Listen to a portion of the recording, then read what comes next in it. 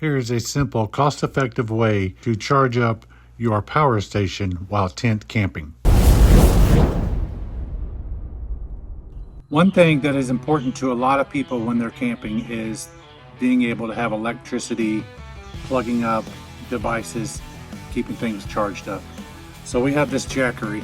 We've had it for years. We love it. Out tent camping, didn't have a way to recharge it unless I wanted to go sit in the car.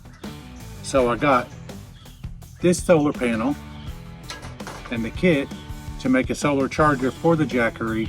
And by doing it this way, I will save a lot of money compared to what I could buy online.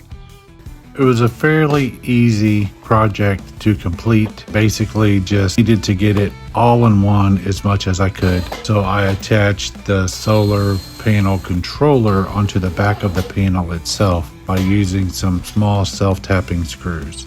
Then I wired it up, making sure to connect positive to positive and negative to negative. It did not come with any extra wires, but I did not need the battery clamp connector, so I just snipped the wires off of the clamps and saved the clamps in case I needed them in the future.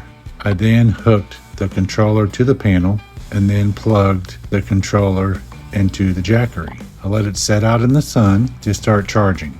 Now I only got the 30 amp charger and it did take a while to get this thing charged up. The most it would pull was about 13, but on average I got close to 11. So it took a few hours because it was only running 3 to 5 watts at a time. So it worked. It charged it up to 100%. Honestly, don't know how long it took because I just let it sit out here all day long. So I would say if you're going to use this certain solar panel, that it may take you a little bit of time for tent camping.